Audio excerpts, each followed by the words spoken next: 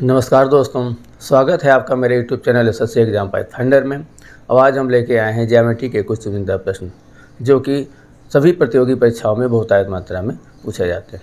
आज हमारे द्वारा हल किए जाने वाले प्रश्न कहीं ना कहीं किसी न किसी परीक्षा में ही आए हुए हैं। वीडियो देखते रहें और अपनी तैयारी करते रहें। आइए शुरू करते हैं ज्योमेट्री के प्रश्न। एक संभव त्रिभुज एबी का केंद्रक जी है तथा AB 10 सेंटीमीटर है और AG की लंबाई सेंटीमीटर में क्या होगा। तो पहले तो आप ये जान लीजिए कि कोई भी त्रिभुज होता है उसका अगर केंद्रक निकाला जाए तो केंद्रक जो होता है त्रिभुज के कोणों के अर्धक से जाता है, यानी उसकी जो माध्यिकाएं होती है आपस में जहाँ काटती हैं वो केंद्रक होता है। और किसी भी शीर्ष से अगर केंद्रक की दूरी की बात किया जाए तो पूरी माध्यिका की लंबाई का 2/3 होता है। तो यहाँ पर आप ऐसे समझ लिए, अगर ABC एक त्रिभुज है और इसकी जो है माध्यिका ये है, इसकी माध्यिका ये, C भी इसी यहीं से ही जाएगी ऐसे, तो ये वाला जो सेंटर होगा ये G होगा। अब यहाँ पर पूछा है कि AB 10 सेंटीमीटर है तो AG की लंबाई बताएं। तो जो AB है ये 10 सेंटीमीटर है और ये क्या है, त्रिभुज समबाहु है, तो समबाहु होने के कारण ये भी 10 होगी, माध्यिका 20 से जाएगी तो ये होगी 5। और 10 5 के हिसाब से अगर पाइथागोरस के रूल से देखा जाए तो ये वाली बीच की जो दूरी होगी, जैसे हम यहाँ पर AD कह सकते हैं, तो AD की वैल्यू यहाँ पर हम फाइंड कर लेंगे।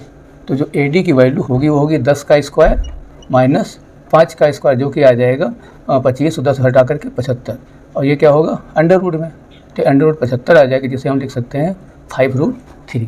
तो ये पूरी AD की लंबाई होगी जो माध्यिका होगी। और जो केंद्र होता है, केंद्र क्या होता है, माध्यिका का 2:1 के रेशियो में होता है। तो अगर हमें यहाँ पर AG की वैल्यू पता करनी है तो AG बराबर क्या होगी, 2 हिस्सा 1 हिस्सा ये, तो ये हो जाएगा हिस्सा 2/3 गुणे 5√3। अब यहाँ पर देखेंगे 5 दूनी 10 तो ये हो जाएगा, और ये 3√3 से कटेगा तो 10 के बटे √3 आ जाएगा। एक तो आंसर ये हो सकता है, या इसको √3 से मल्टीप्लाई ही रहने देंगे तो एक आंसर हम इसको ऐसे भी लिख सकते हैं 10√3/3। तो जैसा आपको आंसर मिले उस हिसाब से हम देख लेंगे। तो यहाँ पर आएगा 10/√3, ये जो है ऑप्शन हो सकता है, लेकिन ये गलत लिखा है, यही ऑप्शन आएगा 10 के बटे √3, ऑप्शन नंबर ये B सही होगा। अगला क्वेश्चन देखते हैं। एक त्रिभुज ABC की भुजा BC को D तक बढ़ाया गया है यदि ACD बराबर 120, ABC बराबर 12। यहाँ पर थोड़ा सा गलत प्रिंट हो गया, ये इसके जो है दुगना है, केवल 2 है, तो कोण ABC का मान गया। तो पहले त्रिभुज ABC की बात करा है, तो यहाँ पर हम क्या करते हैं, एक त्रिभुज इस तरह से बना लेते हैं ABC, ये होगा A, ये होगा B, ये होगा C। क्वेश्चन ने कहा है कि BC को D तक बढ़ाया जाता है, तो सपोज कर लीजिए यही D है। यदि ACD बराबर 120, कोण की बात कर रहा है, कोण क्या बोला है, कोण बोला है ACD। ACD का मतलब ये वाला एंगल जो है 120 की बात कर रहा है, और एंगल जो है कोण ABC, कोण CAB का मतलब कोण ABC CAB का मतलब आधा, या कहें 2 के इसके गुणक के बराबर है। तो कोण जो ABC होगा ये वाला कोण, अगर इसे हम थीटा पुट कर लें तो ये जो थीटा होगा, थीटा क्या, ये दुगना है तो इसको हम 2 थीटा मान लें, ज़्यादा बेस्ट होगा। तो इसको हम अगर 2 थीटा पुट कर लें B वाले को, तो ये CAB के थीटा के बराबर होगा। तो CAB यानी ये थीटा होगा। जैसा सवाल कह रहा है वैसा समझना है। सवाल जो यहाँ दिया थोड़ा सा कंफ्यूज ना हुई, एंगल जो है कोण ABC बराबर 2 कोण CAB। तो अब अगर हम ABC की बात करेंगे तो ABC क्या होगा, इसके बराबर है, और CAB की हम बात करेंगे तो क्या होगा, ABC/2। तो यहाँ पर CAB जो है थीटा 2 थीटा/2 ही है। तो इस तरह से पहले इसको समझ लें। फिर पूछा है कोण ABC का मान क्या होगा। अब यहाँ पर रियल में इसके वैल्यू को इसने पूछा है। तो इस तरह से जब कोई ट्रायंगल होता है जिसमें अंदर के भी एंगल हो, बाहर एक एक्सटीरियर कोण दिया हो, तो एक्सटीरियर कोण हमेशा त्रिभुज के अंदर इंटीरियर को सामने वाले के टोटल के बराबर होता है। तो यहाँ पर जो टोटल इंटीरियर कोण होंगे थीटा प्लस 2 थीटा, ये बराबर होगा 120 के। इस हिसाब से जो थीटा की वैल्यू आ जाएगी वो क्या आ जाएगी, 30 डिग्री। और यहाँ पर पूछा है एंगल B, तो एंगल B क्या है रियल में 2 थीटा, तो इसकी वैल्यू क्या हो जाएगी 60 डिग्री। तो आंसर आपका कौन सा होगा, ऑप्शन नंबर C होगा। अगला सवाल है, एक समबाहु त्रिभुज की अंतर त्रिज्या की लंबाई 3 सेंटीमीटर है तो इसकी प्रत्येक माध्यिका की लंबाई क्या होगी। पहली बात यहाँ पर यह समझ लीजिए कि समबाहु त्रिभुज की सभी भुजाएं क्या होती हैं, बराबर। तो हम अगर समबाहु त्रिभुज बनाएंगे जिनकी सभी भुजाएं बराबर लेंगे, और इनके बाद क्या क्या है, इसके अंदर अंतः त्रिज्या की बात किया। अंतः त्रिज्या का मतलब ये होगा कि जो इसके अंदर सर्कल जाएगा तो कुछ इस तरह से जाएगा, और इसका जो केंद्र होगा अंतः त्रिज्या वाला ऐसे मिलेगा, यानी सभी भुजाओं से लंबवत काटते हुए यहाँ पर जो मिलेगा, तो ये लंब वाली जो दूरी होगी ये इसकी त्रिज्या होगी R। अब यहाँ पर त्रिज्या की लंबाई दे रखा है कि ये R है, अभी बताया है क्योंकि समबाहु त्रिभुज भी है। अगर इसी लंब को आगे बढ़ा दिया जाए तो रियल में क्या हो जाएगी माध्यिका, और माध्यिका जो होती क्या होती, पूरी लंबाई केंद्रक पर 2:1 में बढ़ती है। तो अगर ये r है तो ये वाली क्या हो जाएगी 2r, ये वाला हिस्सा 2r होगा, और ये टोटल क्या हिस्सा हो जाएगा 3r। तो माध्यिका की लंबाई रियल में क्या आ जाएगी 3r। माध्यिका तो यहाँ से काउंट ही हो गया 3r है, और r बराबर 3 दे रखा है, तो 3 3 बराबर 9, तो आंसर आपका ये 9 आ जाएगा। आइए नेक्स्ट क्वेश्चन देखते हैं। त्रिभुज एबीसी एक समद्विबाहु त्रिभुज, इसमें ए बी बराबर ए सी। यहाँ पर एक त्रिभुज जो है वो समद्विबाहु, समद्विबाहु की खास बात क्या है कि दो भुजाएं बराबर होते, इसमें ए बी और ए सी जो है ये दोनों भुजाएं बराबर हैं। A D Aadhaar B C की माध्यिका है, और साथ में ये भी बता रहा है कि ये जो है ए डी है ये इसकी माध्यिका है, जिसमें कोण ए बी सी 35, ये वाला 35 दिया है, तो कोण बी ए डी ये वाले कोण को हमें निकालना है। तो यहाँ पर ये समझना कि जो कि समद्विबाहु त्रिभुज हो या समबाहु त्रिभुज हो, माध्यिकाएं हमेशा इसको बीचों बीच में काटती हैं और लंबवत होती हैं। तो यहाँ पर ये एंगल 90 तो होगा ही, तो जब ये 90 होगा तो यहाँ पर भी 90 होगा, और ये 90 होगा तो ये दोनों एंगल को अगर हम जोड़ देंगे तो हो जाएगा 125, और 125 को 180 से अगर हम घटा देंगे, 125 को 180 से घटा देंगे तो क्या बचेगा 55। तो आपका जो आंसर होगा बी होगा। आइए नेक्स्ट क्वेश्चन देखते हैं।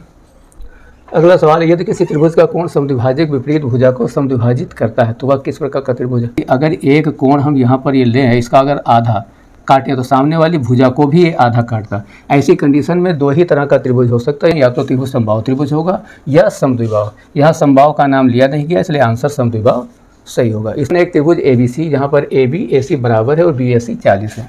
यहाँ पर भी देखें ए बी ए सी बराबर, इसका मतलब है कि ए भी त्रिभुज समद्विबाहु ही है, जहाँ पर ये दोनों बराबर है। इसको हम ए बी नाम देंगे और इसको सी। फिर लिखा है बी ए सी 40 है, बी ए सी 40 का मतलब ये 40 डिग्री दिया हो। बी पर बाह्य कोण क्या होगा।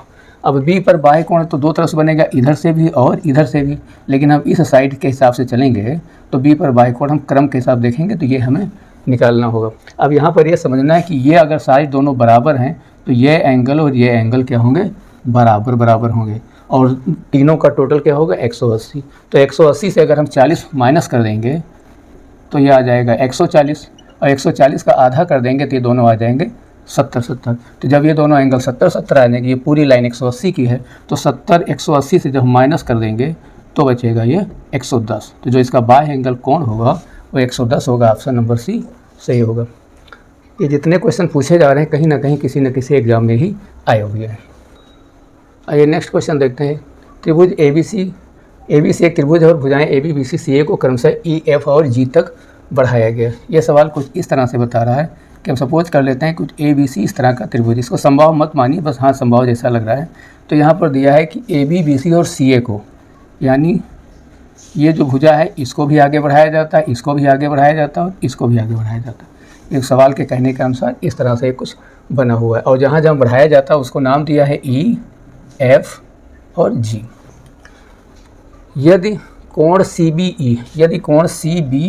ई इसकी बात कर रहा है 130, यदि कोण सी बी 130 हो तो कोण जी ए बी इस कोण को सपोज करो थीटा, इसको निकालने की ये बात कर रहा है। तो पहले यहाँ पर तो यह समझना होगा कि जब ऐसे बढ़ाया जाएगा और इस तरह से, तो अगर किसी एक एंगल को अगर हम यहाँ पर मान लें 130 ये दिया हो, जब ये 130 दिया तो पूरा क्या है सीधी लाइन 180, सीधी लाइन 180 से अगर 130 घट जाएगा तो ये बचेगा 50।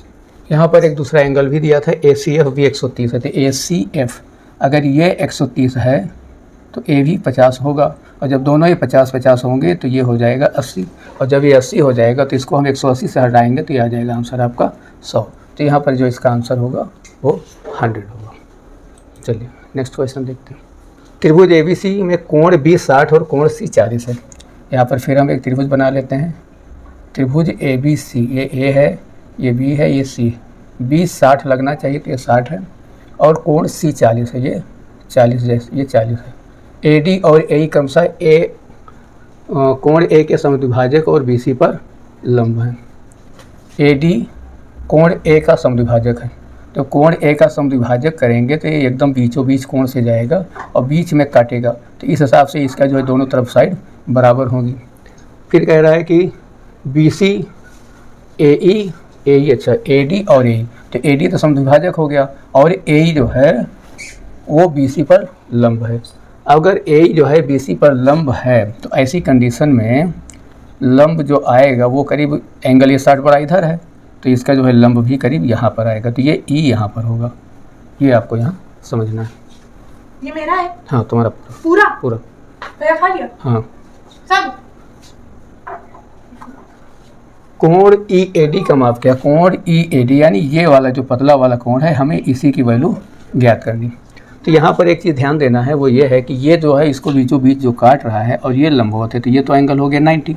अगर ये 90 एंगल हो गया तो जब ये 60 है, ये 90 है, तो 150 हो गया। ऐसी कंडीशन में ये वाला जो एंगल बचेगा 150, तो ये वाला एंगल बचेगा, ये हो जाएगा 30 एंगल ये वाला हो जाएगा। यहाँ पर ये समझना है कि ये इधर वाला 30 हो गया। ये तो 90 है ही, और ये जो है इसके बीच में इसको माध्यिका में काटता है। माध्यिका काटने के कारण ये दोनों एंगल बराबर बराबर होंगे, और बराबर होने के लिए ज़रूरी है कि कोण बी ए डी, कोण जो होगा बी ए डी ये होगा 40। जब कोण बी ए डी 40 होगा और कोण जो है ए बी ई 30 ऑलरेडी आ गया है, तो हमें जो चाहिए, हमें क्या चाहिए? कोण ई ए डी। तो कोण ई ए डी जब हम निकालेंगे तो ये हो जाएगा 40 माइनस 30 बराबर 10 डिग्री। आंसर नंबर बी सही होगा। अगला क्वेश्चन है, ये कुछ खास नहीं। एक आदमी 24 मीटर पश्चिम की ओर फिर 10 मीटर उत्तर की ओर चलता है, तो अगर ये 24 मीटर पश्चिम की ओर चलता है, ये 24 हो गया, 10 मीटर उत्तर की ओर चलता है, तो क्या बन जाएगा? एक जो है समकोण त्रिभुज बन जाएगा। इसका हाइपोटेनियस निकालना है, तो हाइपोटेनियस जब निकालेंगे ये एच, तो एच स्क्वायर बराबर हो जाएगा 24 का स्क्वायर प्लस 10 का स्क्वायर। अगर ट्रिपलेट याद है तो ये होता है 576, ये होता है 100, दोनों जोड़ेंगे 676 होगा, और 676 क्या हो जाएगा? इसका वर्गमूल जो कि होता है 26 का, तो आंसर आपका आ जाएगा 26। एकदम सिंपल क्वेश्चन पूछ दिया है। क्वेश्चन में पूछा है त्रिभुज ABC में कोण ABC 60। पहले तो इसने त्रिभुज ABC की बात किया और फिर कहा कोण ABC 60, तो यानी ये वाला कोण 60 है। अगर ये A है, ये B है और ये C है, और फिर कोण AC भी 50 बोला है, तो ये वाला भी 50 दिया हुआ है। का अंतः केंद्र I। अब ये किसी भी तरह का त्रिभुज है, इसका अंतः केंद्र जो होगा यानी इसके अर्धक से काटेगा, इसके अर्धक से काटेगा, सपोज करो इस तरह से, तो ये करीब यहाँ पर अर्धक जो आएगा इसको इसने I बोला है। तो कोण BIC क्या होगा? कोण BIC यानी हमें इसकी वैल्यू निकालनी है। अगर इसको हम थीटा मान लें तो इसकी वैल्यू क्या होगी? अब यहाँ पर आपको समझना है, बाकी सबसे ज़्यादा मतलब नहीं, बस ये समझ लीजिए कि ये कुछ त्रिभुज जो है इस तरह से बनेगा, जहाँ पर ये I होगा, ये B होगा और ये C होगा, और हमें ये फाइंड करना है। तो ये अर्धमाध्यिक जो केंद्र बनता है क्या होता है? इनके कोणों के अर्धक से माध्यिका जाती है, उसके कटान पे बनता है। तो जब ये 60 है तो ये वाला एंगल उसका आधा क्या हो जाएगा? 30। ये पूरा 50 है तो इसका ये आधा क्या हो जाएगा? 25। ये 30 और 25 क्या हो गया? 55। तीनों कोणों का क्या योग होता है? 180। तो हम 180 से अगर 55 घटा देंगे तो आंसर क्या आएगा? 125। तो ये वाला जो कोण होगा BIC वो 125 होगा। इसको इस तरह से समझेंगे। चलिए नेक्स्ट क्वेश्चन है। सवाल पूछा है त्रिभुज ABC में कोण B 90, AB 8 और BC 15 है, तो साइन C। अब यहाँ पहले तो ये समझ लीजिए कोण B 90 दे दिया, इसका मतलब त्रिभुज क्या है? समकोण। और ऐसी कंडीशन में क्या ये A होगा, ये B होगा, ये C होगा, ये क्या होगा? 90। अब कह रहा है AB 8 है तो ये 8 हो गया, BC 15 है तो ये 15 हो गया। साइन C का मान पूछा। अब C कहाँ पर है? ये तो साइन की वैल्यू जो ट्रिग्नोमेट्री में होती है, तो साइन कुछ भी हो CBA, लेकिन जो भी हो उसके सापेक्ष हम उसके सामने वाले को लंब मानते हैं। जो हम C लेंगे तो उसके सामने वाला ये होगा, ये क्या होगा? परपेंडिकुलर यानी P, और इसका बेस क्या होगा? ये होगा। लेकिन साइन की जो वैल्यू होती है वो होती है लंब बटे कर्ण, या इसे कहिए P/H, परपेंडिकुलर बटा हाइपोटेनियस। तो जब ये 15 है, ये 8 है, तो इसकी वैल्यू क्या होगी? क्योंकि हाइपोटेनियस है।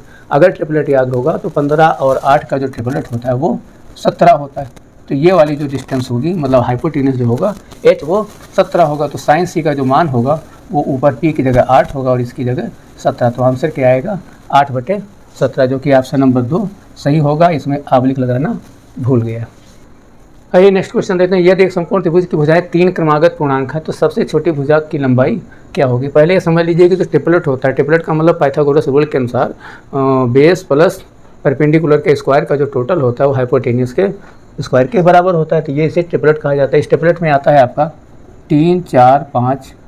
इसी तरह इसके अगर दुगना भी करेंगे तो 6, 8, 10 भी हो जाएगी। जितने भी गुना करना चाहें कर सकते हैं। तो एक प्रकार से ये ट्रिपलेट है। इसी तरह से है 8, 15, 17 और भी हैं, 5, 12, 13, तो इनमें क्या होता है कि दो छोटी भुजाओं का स्क्वायर का योग बड़ी भुजा के स्क्वायर के बराबर होता है, इसे कहते हैं पाइथागोरियन ट्रिपलेट।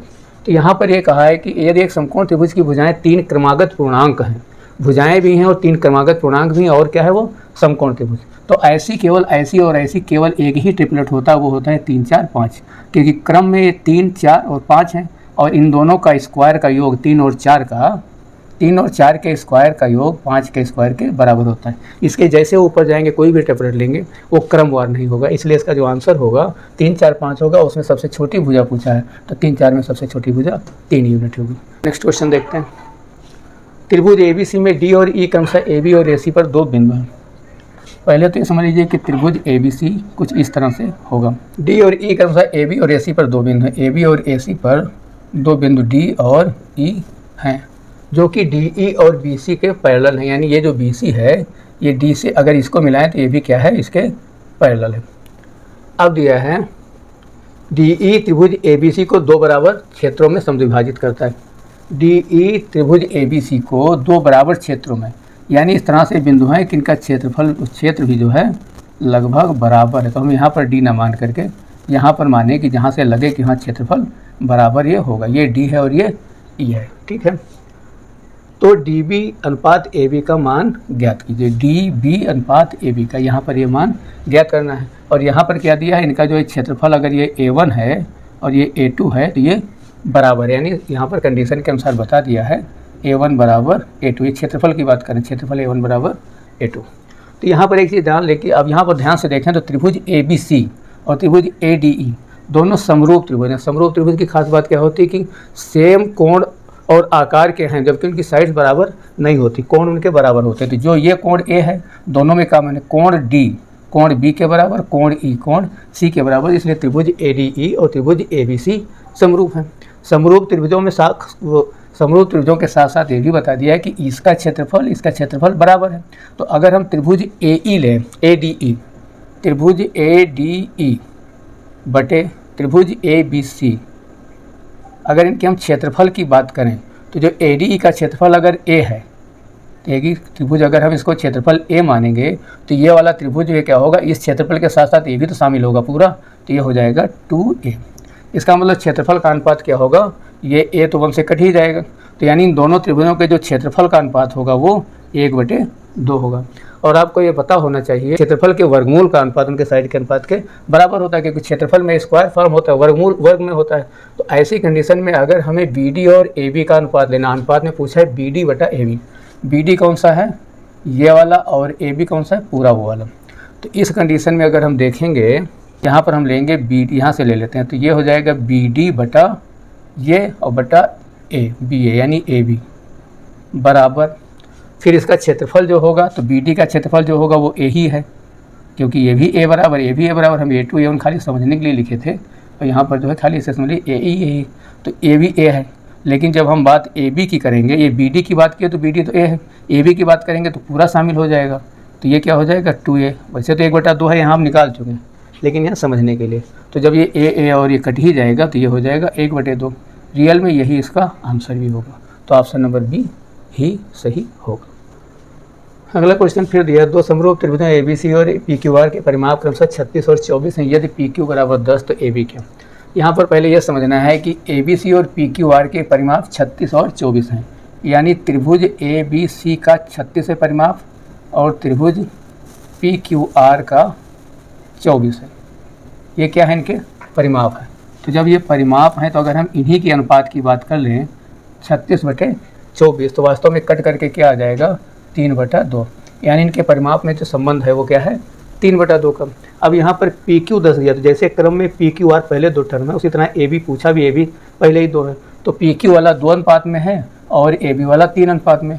तो अगर हम यहाँ पर AB बटा PQ बराबर 3/2 तो AB बराबर क्या होगा, PQ 10 दिया है तो 10 गुणे 3/2 बराबर 15। तो आंसर जो इसका आएगा पहला सही होगा 15।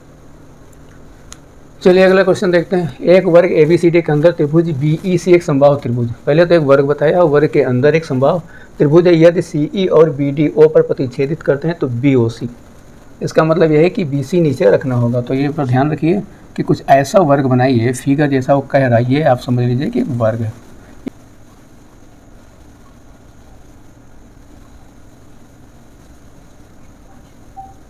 ये भी ये वर्ग है, ये इस तरह से होगा तो ये एंगल तो 60 होगा। अगर हम इसको बी डी से मिलाते हैं, ये डी है, ओ ये ओ पे काटेगा, ये वाला एंगल पूछा है। तो यहाँ देखिए कि ये समबाहु त्रिभुज है, ये समबाहु त्रिभुज है, ये समबाहु त्रिभुज है, तो यहाँ सभी कोण तो ये 60-60 होंगे, और ये वर्ग है तो ये होगा 45, ये होगा 45, ये होगा 60। तो ये दोनों अगर हम जोड़ेंगे तो जो हमें एंगल निकालना है वो होगा 180 माइनस 45 माइनस 60, 120 से 45 जाएगा तो आ जाएगा 75। तो जो इसका आंसर आएगा वो एंगल जो है बी ओ सी 75 आएगा, ये आंसर। अगला क्वेश्चन है, एक नियमित बहुभुज के आंतरिक कोणों का योग 1440 है, तो बहुभुज के भुजाओं की संख्या क्या है। तो यहाँ पर आंतरिक कोणों का जो योग पूछा, तो आंतरिक कोणों का योग होता है 2n - 4 गुणे 90, और यहाँ पर इसके बराबर में कितना दिया है 1440। तो यहाँ पर इसको अगर कैलकुलेट करेंगे तो 0 तो ऐसे कट जाएगा, 9 उधर भेज देंगे तो इधर हो जाएगा 2 - 4, ये 9 से कटेगा तो हो जाएगा 16, 16 9 में 140 होता है, 4 उधर जाएगा तो 20 हो जाएगा, 20/2 यानी n बराबर 10। तो ये वाला जो होगा पॉलीगॉन वो 10 भुजाओं वाला पॉलीगॉन होगा। तो आइए अगला क्वेश्चन देखते हैं, एक नियमित बहुभुज जिसका एक बाह्य कोण 20 है के सभी आंतरिक कोणों का योग क्या होगा। इसका बाह्य कोण दिया हुआ, इसके सभी नियमित बहुभुज जिसका बाह्य कोण 20 के सभी आंतरिक कोणों का योग क्या है। तो यहाँ पर जो बाह्य कोण का फार्मूला होता है, तो बाह्य कोण का फार्मूला होता है 360/n। अगर एक का है, अगर पूरे बाह्य कोण की बात करें तो कोई भी रेगुलर पॉलीगॉन है उसके एक्सटीरियर एंगल का टोटल 360 ही होता है। तो यहाँ पर जो है एक पॉलीगॉन, उसका एक कोण की बात करें तो 360/n बराबर 20 होगा। इस हिसाब से अगर हम n इसको निकालेंगे, काटेंगे तो आ जाएगा 180, सॉरी ये n 0 आएगा, फिर 18, तो n की वैल्यू यहाँ पर 18 आ जाएगी। तो जो पॉलीगॉन होगा वो 18 साइड्स वाला होगा। अब आगे पूछा है कि इनके सभी आंतरिक कोणों का योग, तो जो आंतरिक कोण का योग होता है किसी भी पॉलीगॉन का आंतरिक कोण का योग, ये बराबर होता है 2n - 4 गुणे 90। इसके डिवाइड नहीं, डिवाइड करेंगे तो प्रत्येक कोण आ जाएगा। तो यहाँ n की जगह जब 18 रखेंगे तो हो जाएगा 36 - 4 गुणे 90। अब अगर 36 से 4 जाएगा तो 32 बचेगा, और 32 का ऐसे गुणा कर देंगे तो 9 दूनी 18, 9 तियाँ 27। तो ये आंसर आपका आएगा 2880, ऑप्शन नंबर सी सही होगा। अगला क्वेश्चन है, दो नियमित बहुभुजों में भुजाओं की संख्या 5:4 के अनुपात में तथा बहुभुजों के प्रत्येक आंतरिक कोण के बीच का अंतर 6 है, तो भुजाओं की संख्या ज्ञात कीजिए। यहाँ पर दो पॉलीगॉन दिए हैं और दोनों के जो है भुजाओं की संख्या 5 और 4 दी है। तो हम मान लेते हैं कि पहले 5 वाला जो भुजाओं की संख्या होगा, तो यहाँ पर दिया उनके बहुभुजों में भुजाओं की संख्या का अनुपात ये है और भुजों के प्रत्येक आंतरिक कोण का अंतर ये है। तो हम पहले निकालते हैं आंतरिक कोण। आंतरिक कोण का फार्मूला होता है 2 - 4 × 90। तो ये पहले बड़े वाले का निकाल लेते हैं और इसको हम कर देते हैं माइनस, तो निकाल लेते हैं। चलिए यहाँ पर अभी केवल फार्मूला लिखते हैं। अब फार्मूला लिखते हैं तो n की जगह हम 5n लिखेंगे, तो ये हो जाएगा 2 × 5n - 4 गुणे 90 माइनस 2 × 4। अगला क्वेश्चन है, समांतर चतुर्भुज ABCD के विकर्ण BD की लंबाई 18 सेंटीमीटर, यदि P और Q क्रमशः ABC और ADC के केंद्रक हैं तो रेखाखंड PQ की लंबाई क्या होगी। पहले समांतर चतुर्भुज की बात कर रहा था, यहाँ पर हम समांतर चतुर्भुज बना लेते हैं। समांतर चतुर्भुज की खास बातें क्या होती हैं, कि आमने सामने की भुजाएं बराबर होती हैं लेकिन उनके चारों कोण बराबर नहीं होते हैं। तो ABCD नाम रख दिया, ABCD में विकर्ण BD की लंबाई 18 है। तो ये वाला जो विकर्ण दिया है इसकी लंबाई 18 दे रखा है। यदि P और Q क्रमशः त्रिभुज ABC और ADC के केंद्रक हैं। त्रिभुज ABC यानी इधर से जो है इसको त्रिभुज बनाना होगा। ये मान लीजिए अगर ये त्रिभुज बनेगा तो ये ABC और ये ADC यानी इधर वाला एक त्रिभुज बन जाएगा, ये इधर वाला त्रिभुज। फिर कह रहा है इनके केंद्रक जो है P और Q है। अब यहाँ पर एक बात समझना है कि अगर हम त्रिभुज ABC में बात करेंगे तो ABC का जो केंद्रक होगा, केंद्रक क्या होते हैं उनके मध्य कोण से यानी उसके अर्धक से जाने पर जो प्रतिच्छेद करता है। तो इस एंगल का तो ये बीच में विकर्ण गया, तो ये तो अर्धक जा ही रहा है। इधर से भी हम अगर एक इसके बीचों बीच से एक जो है माध्यिका लेके जाएँ तो करीब यहाँ पर काटेगा, तो यही जो कटान बिंदु होगी ये केंद्रक P होगी। इसी तरह से अगर हम इधर भी एक माध्यिका को लेके जाएंगे तो ये यहाँ पर कटान होगा, यहाँ पर क्या होगी, ये इसका केंद्रक Q होगा। अब ये पूछा है कि रेखाखंड PQ की लंबाई क्या है। अब यहाँ पर अगर रेखाखंड PQ की लंबाई है तो ये वाली लंबाई पूछा, ये लंबाई क्या होगी।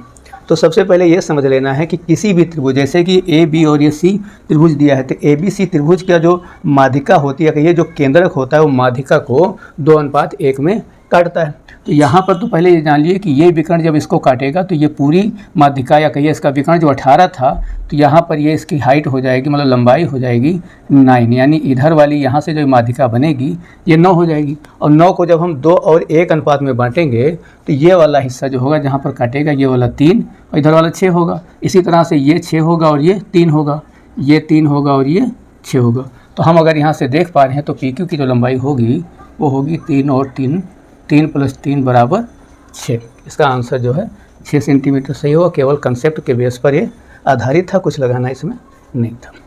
आइए अगला क्वेश्चन देखते हैं।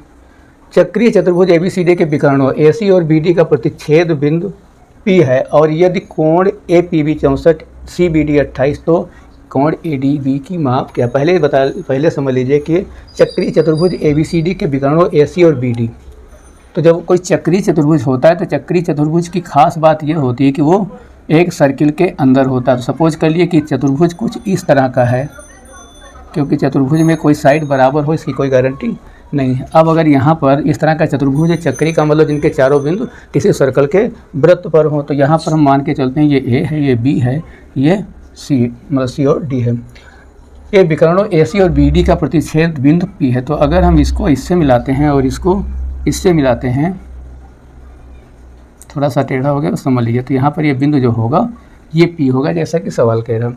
अब कह रहा है कोण APB 64, कोण APB यानी ये वाला 64 डिग्री दिया हुआ, और कोण CBD ये वाला एंगल 28 दे रखा है। फिर पूछा है कोण ADB की मान बताइए। कोण ADB ये वाले का वैल्यू यहाँ पर पूछ रहा है कि इस कोण का मान क्या होगा। तो यहाँ पर खास पॉइंट जो समझना है उस पर थोड़ा फोकस करना है कि कोई भी जो एक थ्योरम होता है, कोई भी अगर एक सर्कल है, उस सर्कल में चाहे कोई एक कार्ड हो यानी जीवा हो या एक आर्क हो जिसके 2 बिंदु हों, सपोज कर लीजिए A और ये B है, तो इन 2 बिंदुओं से परिधि पर बनने वाला कोई भी जो कोण होगा, चाहे यहाँ पर बने, चाहे यहाँ पर बने, चाहे यहाँ पर बने, ये सभी एंगल एक कार्ड से बनने वाले बराबर होते हैं। यानी ये क्या होगा? थीटा होगा, थीटा होगा और ये थीटा होगा। तो इस तरह से अगर एक कार्ड को चुना जाए तो सभी एंगल उसके बराबर होते हैं। अब यहाँ पर समझना यह है कि हमें ये वाला एंगल निकालना है, और ये वाला एंगल जो निकालना है वो ये 2 पॉइंट से जुड़ा, चूँकि ये चतुर्भुज ही चक्रीय। तो अगर हम इसको जीवा मान लें, AB को ही हम यहाँ पर जीवा मान लें, तो इससे जाने वाला ये थीटा है, तो इससे ये भी जाने वाला ये थीटा होगा। कहने का मतलब ये हुआ कि ये वाला भी कोण थीटा ही होगा। ये अगर ये थीटा हम माने तो ये भी कोण थीटा होगा। अगर ये दोनों कोण बराबर होंगे, और ये यहाँ पर जो 28 दे रखा है, ये 64 दे रखा है। अब यहाँ से हमें देखना है कि थीटा कैसे आएगा। जितना ये एंगल होगा 64 उतना ये भी एंगल होगा, तो ये भी एंगल क्या हो जाएगा? 64 होगा। अगर ये एंगल 64 दोनों बराबर हो जाएंगे तो इनको दोनों को टोटल करेंगे तो आ जाएगा 128। जब ये दोनों एंगल 128 बराबर होंगे तो ये और ये भी आपस में बराबर होंगे।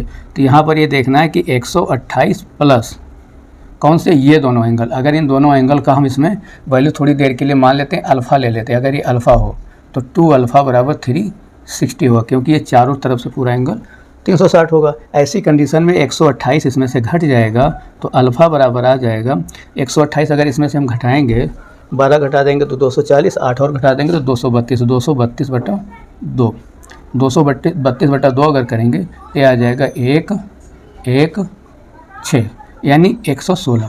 तो इससे ये पता चल जाएगा कि ये वाला जो एंगल होगा वो 116 डिग्री होगा। अब अगर चाहे इसको ले लें चाहे इसको ले लें, एक ही बात, दोनों 116 होगा। चूँकि यहाँ पर 28 पता है तो 116 ये है, 28 ये है, तो तीसरा एंगल क्या होगा? टोटल 180 होता है। तो हम अगर यहाँ थीटा की वैल्यू निकालना चाहें तो ये हो जाएगा 180 माइनस 116 माइनस 28, या ऐसे कह सकते हैं कि इन दोनों को जोड़ करके घटा दें। तो 116 और 128 अगर जोड़ेंगे तो हो जाएगा 144, और 144 जब हम 80 से घटाएंगे तो बचेगा 36। तो यहाँ पर जो थीटा की वैल्यू आएगी वो 36 आएगी। आपका आंसर जो सही होगा बी। हाँ, ये नेक्स्ट क्वेश्चन देखते हैं। दिया है कि AB एक वृत्त का व्यास है जिसका केंद्र O है। AB एक वृत्त का व्यास, एक हम यहाँ पर वृत्त बनाएंगे और यहाँ पर ये AB एक वृत्त का व्यास है जिसका केंद्र O दिया। PQ एक जीवा है जो AB को नहीं काटती। PQ कोई एक जीवा है, ये P है, ये Q है, ये AB को नहीं काटती तो इसके अलग होगी।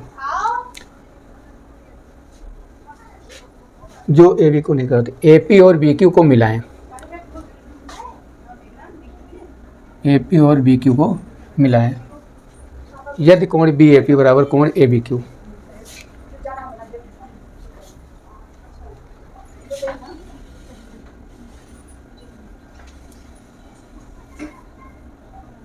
अगर ये दोनों कोण बराबर हैं तो ABQP एक है।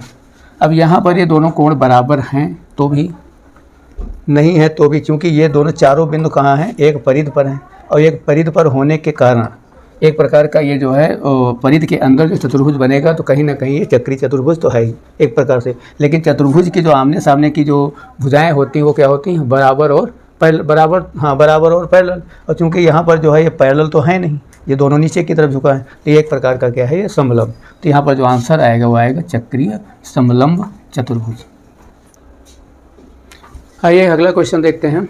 6 सेंटीमीटर त्रिज्या वाले 3 वृत्त एक दूसरे को बाह्य रूप से स्पर्श करते हैं तो एक वृत्त के केंद्र की अन्य 2 वृत्तों के केंद्रों को मिलाने वाली रेखा से दूरी बराबर होगी। अब यहाँ पर 6 सेंटीमीटर त्रिज्या वाले 3 वृत्त दिए हैं जो कि एक दूसरे को स्पर्श करते हैं। तो कुछ इस तरह से फिगर बनेगा। पहले फिगर पर ध्यान दें, एक सर्किल ये हो गया और दूसरा भी कुछ इसी तरह से बनेगा। नहीं, अच्छा नहीं बना, इसको फिर से ट्राई करते हैं।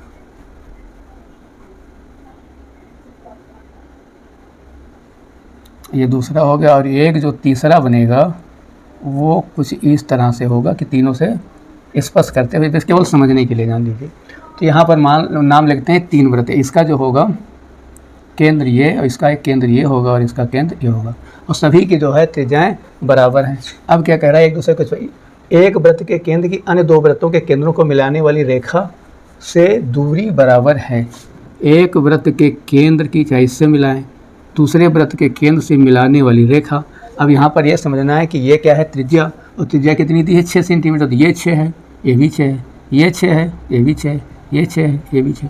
अगर ये हर तरफ से 6 ही है तो अगर इस केंद्र से इस केंद्र को हम मिलाएंगे तो इसकी जो दूरी होगी 6 और 6 12 सेंटीमीटर होगी।